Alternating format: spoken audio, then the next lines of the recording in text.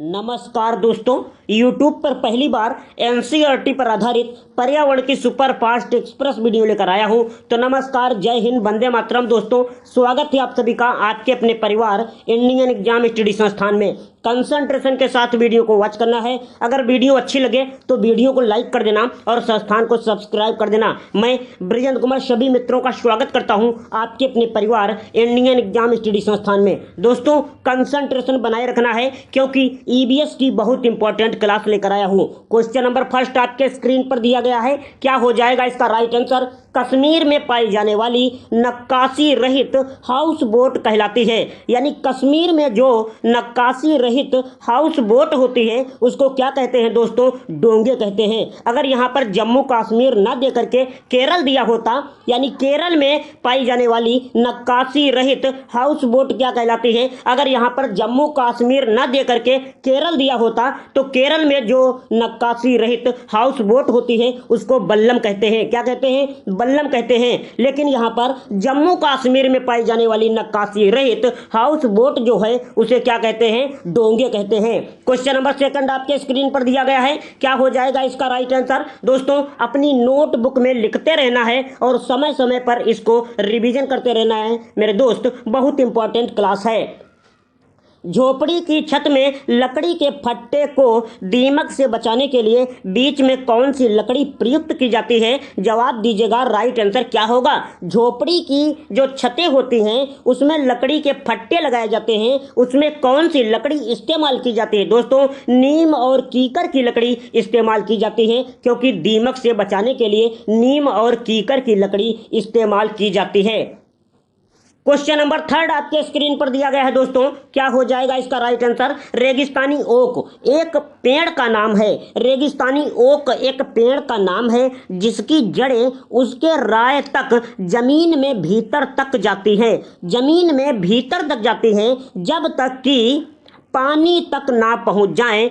इस पेड़ की जड़ों की गहराई इस पेड़ की ऊंचाई की लगभग 30 गुनी होती है। यह एक ऐसा पेड़ होता है कि इसकी लंबाई से 30 गुनी इसके जड़ें लंबी होती हैं। यानी जड़ें जब तक नीचे जाती रहती हैं जब तक इनको पानी नहीं मिल जाता है। यह पेड़ कहाँ पर पाया जाता है? यह एक रेगिस्तानी पेड़ है जो ऑस्ट्रेलिया जैसे क्षेत्र में पाया जाता है मेरे दोस्त। कहाँ पर? ऑस्ट्रेलिया जैसे क्षेत्र में पाया जाता है। क्या हो जाएगा? ऑस्ट्रेलिया हो जाएगा क्वेश्चन नंबर थर्ड का राइट आंसर। क्वेश्चन नंबर 4 आपके स्क्रीन पर दिया गया है। जवाब दीजिएगा, क्या हो जाएगा इसका राइट आंसर? दोस्तों, कमेंट करते रहना है। जो हमारे भाई बहन संस्था में पहली बार विजिट कर रहे हैं वो संस्थान को सब्सक्राइब कर लें और अपने दोस्तों तक शेयर करना बिल्कुल ना भूलें क्योंकि यहाँ पर राष्ट्र हित में शिक्षा प्रोवाइड कराई जाती है। किसी से कोई चार्ज या पैसा नहीं लिया जाता है और ना ही कभी लिया जाएगा मेरे दोस्त। यहाँ पर राष्ट्र हित में शिक्षा पाने का लाभ उठाएं मेरे दोस्त। एंजॉय कीजिए और ईमानदारी से वीडियो को लाइक करें, ईमानदारी से संस्थान को सब्सक्राइब करें, ईमानदारी से सिलेक्शन पाने के लिए। क्वेश्चन नंबर 4, नेफेंथिस एक पौधा है। नेफेंथिस एक ऐसा पौधा है जो मेढकों, कीड़ों मकोड़ों, चूहों जैसे कीटों जीवों को अपने अंदर फांस कर खा ले जाता है। दोस्तों, हमारे देश में यह पौधा कहाँ पर पाया जाता है? नेफेंथिस एक पौधा होता है जो क्या होता है? मांसाहारी पौधा होता है। यह किसको भक्षण करता है? किसका भक्षण करता है? मेढकों, कीड़ों मकोड़ों और चूहों जैसे छोटे छोटे जीवों को अपने अंदर फांस लेता है और उसका भक्षण कर जाता है क्योंकि इसमें एक प्रकार की दुर्गंध यानी सुगंध आती है जिससे आकर्षित होकर कीड़े इसके पास जाते हैं और यह कीड़ों को अपने अंदर फांस कर इनका भक्षण करता है। दोस्तों, इस पौधे का नाम होता है नेफेंथिस। क्या होता है? नेफेंथिस एक पौधा होता है। कहाँ पर पाया जाता है? हमारे देश में यानी इंडिया में। या कहाँ पर पाया जाता है? भारत में। यह पौधा मेघालय जैसे क्षेत्र में पाया जाता है। यानी मेघालय जैसे क्षेत्र में पाया जाता है। अगर मेघालय ऑप्शन में ना दिया हो तो गारो खासी जयंतिया दिया होगा। क्या दिया होगा मेरे दोस्त? अगर मेघालय ऑप्शन में ना दिया होगा तो क्या दिया होगा? गारो खासी जयंतिया दिया होगा। यानी गारो खासी जयंतिया इलाकों में पाया जाता है नेफेंथिस पौधा। यह एक क्या होता है, कीट भक्षी पौधा होता है, यानी मांसाहारी पौधा होता है जो मेढकों, कीड़ों मकोड़ों, चूहों आदि जैसे छोटे छोटे जानवरों का भक्षण करता रहता है। यह हमारे देश में मेघालय में पाया जाता है। मेघालय अगर ऑप्शन में ना दिया हो तो गारो खासी जयंतिया मिल जाएगा। क्वेश्चन नंबर 5 आपके स्क्रीन पर दिया गया है, जवाब दीजिएगा क्या हो जाएगा इसका राइट आंसर। क्वेश्चन नंबर 5 अपने नोटबुक में लिखते रहना है दोस्तों, और समय समय पर इसका रिवीजन करते रहना है, क्योंकि ईबीएस की बहुत इंपॉर्टेंट क्लास है। जो हमारे भाई बहन संस्था में पहली बार विजिट कर रहे हैं वो संस्थान को सब्सक्राइब करें और कमेंट बॉक्स में अपना जिला जरूर लिखें। जिला के साथ साथ अपना उत्तर प्रदेश जैसे अन्य प्रदेश भी लिखें। क्वेश्चन नंबर 5 पंखुड़ियों के अंदर फूल के बीच में कुछ पतली पाउडर जैसी रचनाएं दिखाई देती हैं। जैसे आपने कभी फूल तोड़ा होगा, अगर फूल को तोड़ो और उसको खोलते जाओ मेरे दोस्त, तो उसमें पाउडर जैसी रचनाएं अंदर मिलेंगी। पतली पाउडर जैसी रचनाएं दिखाई देती हैं, जिन्हें क्या कहते हैं? क्या कहते हैं दोस्तों? पंखुड़ियों के अंदर फूल के बीच में कुछ पतली पाउडर जैसी रचनाएं दिखाई देती हैं, जिन्हें हम पराग कहते हैं। क्या कहते हैं? पराग कहते हैं। कई बार एग्जाम में पूछा गया क्वेश्चन है मेरे दोस्त। पराग क्या होता है? जो फूल होता है उसको जब खोलते हैं तो उसके अंदर एक पाउडर जैसी रचना होती है। पाउडर जैसी रचना, पाउडर जैसा निकलता है, उसी को कहते हैं पराग। क्वेश्चन नंबर 6 आपके स्क्रीन पर दिया गया है, देखते हैं क्या हो जाएगा इसका right answer. Question number 6 Bharat में फलों के अंतर्गत सर्वाधिक क्षेत्र किसका है? दोस्तों भारत में कौन सा फल सबसे ज्यादा क्षेत्रफल पर है और सबसे ज्यादा पाया जाता है? भारत में अगर फलों की बात करें तो सबसे ज्यादा फल आम है। आम मलिहाबाद का जो है, लखनऊ का आम सबसे ज्यादा मशहूर माना जाता है। और दोस्तों भारत में सबसे ज्यादा फलों की अगर पैदावार है तो आम सबसे ज्यादा होता है। क्वेश्चन नंबर 6 का क्या हो जाएगा? आम हो जाएगा।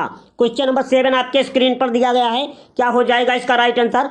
किस पक्षी के घोंसले में तार का इस्तेमाल किया जाता है? ऐसा कौन सा पक्षी है मेरे दोस्त? ऐसा कौन सा पक्षी है जो अपने घोंसले में तार का इस्तेमाल करता है, चूड़ी का इस्तेमाल करता है, तार का इस्तेमाल करता है? तो कौवा होता है। कौवा दोस्तों, कौवा जो होता है वो अपने घोंसले में तार का इस्तेमाल करता है और सबसे ऊंची डाल पर अपना घोंसला बनाता है मेरे दोस्त। इतना याद रखना कि कौवा सबसे ऊंची डाल पर अपना घोंसला बनाएगा। पेड़ जितना भी लंबा होगा ना, तो सबसे ऊंची डाल पर अपना घोंसला बनाएगा मेरे दोस्त। और कौवा का जो घोंसला होता है उसमें तार का इस्तेमाल किया जाता है। दोस्तों एक ऐसा पक्षी भी होता है जो पेड़ के तने में छेद करके अपना घोंसला बनाता है, उसे क्या कहते हैं? बारबेट एक पक्षी होता है, बारबेट। आपने देखा होगा, अगर गांव क्षेत्र से आप बिलोंग करते हैं तो दोस्तों देखा होगा कि बारबेट एक पक्षी होता है जो पेड़ के तने में रहता है। कौवा एक ऐसा पक्षी है जो अपने घोंसले में तार का इस्तेमाल करता है और सबसे ऊंची डाल पर घोंसला बनाता है, क्योंकि कौवा सबसे ज्यादा चतुर होता है मेरे दोस्त। क्वेश्चन नंबर 8 आपके स्क्रीन पर दिया गया है, कुनेन नामक दवा किस प्लांट से प्राप्त होती है? कुनेन नामक दवा जो है वो किस प्लांट से प्राप्त होती है? तो सिनकोना प्लांट से कुनेन की दवा प्राप्त हो जाएगी। कहां से? सिनकोना। दोस्तों कपास कैसा पौधा है? कपास जो है एक ट्रांसजेनिक पौधा हो जाएगा। कपास जो है वो एक ट्रांसजेनिक पौधा हो जाएगा, यानी ट्रांसजेनिक पौधा हो जाएगा। क्वेश्चन नंबर 10 प्रकाश संश्लेषण की क्रिया में पादपों के द्वारा वातावरण से कौन सी गैस अवशोषित की जाती है? यानी प्रकाश संश्लेषण की जो क्रिया होती है उसमें वातावरण से कौन सी गैस अवशोषित की जाती है और कौन सी गैस उत्सर्जित की जाती है? दोस्तों अगर उत्सर्जित करने की बात आए तो ऑक्सीजन हो जाएगी, और अवशोषित करने की बात आए तो कार्बन डाइऑक्साइड यानी CO2 हो जाएगी। CO2 हो जाएगी। कौन सी? प्रकाश संश्लेषण की क्रिया में पादपों के द्वारा वातावरण से कार्बन डाइऑक्साइड अवशोषित की जाती है और ऑक्सीजन जो है वो उत्सर्जित की जाती है। क्वेश्चन नंबर 11 आपके स्क्रीन पर दिया गया है, भारत के वन्य प्राणियों के संदर्भ में फ्लाइंग फॉक्स यानी उड़ने वाली लोमड़ी किसे कहा जाता है?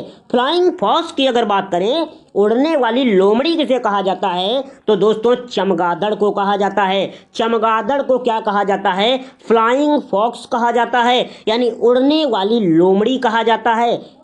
चमगादड़ एक कैसा पक्षी हो जाएगा, कैसा जानवर हो जाएगा, तो स्तनधारी हो जाएगा क्योंकि बच्चे देता है। चमगादड़ एक ऐसा पक्षी है जो बच्चे देता है। मात्र चमगादड़ एक ऐसा पक्षी है जो बच्चे देता है दोस्तों। बोर्न जो है बर्ड हो जाएगा, बोर्न बर्ड क्या हो जाएगा, उड़ने वाली लोमड़ी इसे कहते हैं। क्वेश्चन नंबर 12 जवाब दीजिएगा, क्या हो जाएगा राइट आंसर। क्वेश्चन नंबर 12, निम्न में से कौन सा पक्षी एक पेड़ के तने में रहता है। दोस्तों निम्नलिखित में से ऐसा कौन सा पक्षी है जो पेड़ के तने में रहता है। तो बारबेट एक ऐसा पक्षी है जो पेड़ की तने में छेद करके अपना घोंसला बनाता है। यानी बारबेट एक ऐसा पक्षी है जो पेड़ के तने में छेद करके अपना घोंसला बनाता है। तो निम्नलिखित में से कौन सा एक ऐसा पक्षी है जो पेड़ के तने में रहता है, तो बारबेट हो जाएगा। क्वेश्चन नंबर 13 आपके स्क्रीन पर दिया गया है। ग्रामीण क्षेत्र में गाय के गोबर से मिट्टी के घरों की दीवारों और फर्श को क्यों लीपा जाता है। दोस्तों अगर ग्रामीण क्षेत्र से आप बिलोंग करते हैं तो आपने अपने आंखों से खुद देखा होगा कि ग्रामीण क्षेत्र में गाय के गोबर से मिट्टी के घरों की दीवारों और फर्श को क्यों लीपा जाता है, क्योंकि कीड़ों को दूर रखने के लिए। वहां पर ऑप्शन में दिया होगा कि सुंदर रखने के लिए यानी अच्छा लगने के लिए, तो ये कुछ नहीं मारना है। कीड़ों को दूर रखने के लिए गाय के गोबर का इस्तेमाल किया जाता है दीवारों और फर्श पे। क्वेश्चन नंबर 14 आपके स्क्रीन पर दिया गया है। पारिस्थितिकी तंत्र का उदाहरण क्या हो जाएगा। पारिस्थितिकी तंत्र का उदाहरण अगर ऑप्शन में कई ऑप्शन दिए हों तो तालाब अगर मिल जाए तो आपको आंख बंद करके मार देना है। अगर तालाब के साथ साथ समुद्र मिल जाए तो आंख बंद करके मार देना है, क्योंकि पारिस्थितिकी तंत्र का एक मात्र उदाहरण होता है तालाब और समुद्र, आपको मारना है। क्वेश्चन नंबर 15 आपके स्क्रीन पर दिया गया है। कथक किस क्षेत्र का शास्त्रीय नृत्य हो जाएगा। कथक की बात करें तो किस क्षेत्र का शास्त्रीय नृत्य हो जाएगा, तो उत्तर भारत की अगर बात करें तो उत्तर भारत में कथक जो है वहां का शास्त्रीय नृत्य हो जाएगा। उत्तर भारत की अगर बात करते हैं तो कथक जो है वो शास्त्रीय नृत्य हो जाएगा। भरतनाट्यम कहाँ का हो जाएगा, भरतनाट्यम कहाँ का हो जाएगा, कुचिपुड़ी कहाँ का हो जाएगा, कुचिपुड़ी आंध्र प्रदेश का हो जाएगा। भरतनाट्यम कहां का हो जाएगा मेरे दोस्त, तमिलनाडु का हो जाएगा क्या, एक बार कमेंट करके बताना है। कथक जो है उत्तर भारत का हो जाएगा। क्वेश्चन नंबर 16 आपके स्क्रीन पर दिया गया है। हवा में सर्वाधिक मात्रा में पाई जाने वाली गैस कौन सी होती है। अगर हवा की बात करें तो सबसे ज्यादा गैस कौन सी पाई जाती है, नाइट्रोजन पाई जाती है। सबसे ज्यादा हवा में, वायुमंडल में, हमारे एटमॉस्फेयर में सबसे ज्यादा नाइट्रोजन पाई जाती है, कितनी, 78%। अगर ऑक्सीजन की बात करें तो 21% के समथिंग पाई जाती है। और दोस्तों ऑक्सीजन की बात करें तो 21% के समथिंग पाई जाती है। Oxygen 21%, nitrogen 78%। अगर दोस्तों कार्बन डाइऑक्साइड की बात करें तो 0.03% कार्बन डाइऑक्साइड पाई जाती है। 0.03% कार्बन डाइऑक्साइड पाई जाती है। दोस्तों अगर आर्गन की बात करें तो मात्र एक ऐसी वायुमंडल में अक्रिय गैस है जो सबसे ज्यादा पाई जाती है, कितनी, 0.93% जो है 93% अक्रिय गैस आर्गन पाई जाती है हमारे एटमॉस्फेयर वायुमंडल में। तो हवा में सबसे ज्यादा नाइट्रोजन गैस पाई जाती है। BOD5 क्या है, BOD5 क्या है दोस्तों, कई बार एग्जाम में पूछा गया क्वेश्चन है कि BOD5 क्या है। Biochemical oxygen demand in 5 days. दोस्तों इन 5 डेज यानी BOD क्या हो जाएगा, biochemical oxygen demand, biochemical oxygen demand in 5 days. वहां पर 5 ईयर्स भी मिलेगा, 5 मंथ भी मिलेगा, लेकिन दोस्तों आपको 5 डेज मारना है। Biochemical oxygen demand in 5 days, यही हो जाएगा हमारा BOD5 का फुल फॉर्म हो जाएगा। क्वेश्चन नंबर 18 आपके स्क्रीन पर दिया गया है। क्या हो जाएगा राइट आंसर। डचीगाम राष्ट्रीय उद्यान कहां पर हो जाएगा। डचीगाम राष्ट्रीय उद्यान कहां पर हो जाएगा दोस्तों, जम्मू कश्मीर में हो जाएगा। डचीगाम राष्ट्रीय उद्यान जो है वो जम्मू और कश्मीर में हो जाएगा, जम्मू एंड कश्मीर में हो जाएगा।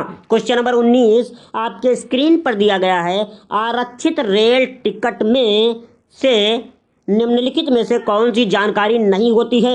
आरक्षित रेल टिकट में निम्नलिखित में से कौन सी जानकारी नहीं होती है? दोस्तों आरक्षित जो रेल का टिकट होता है उसमें यात्रियों का नाम नहीं दिया होगा, जबकि रुपए भी दिया होगा, स्थान दिया होगा, कहां से कहां जाना है, लेकिन यात्री का नाम नहीं दिया होगा मेरे दोस्त।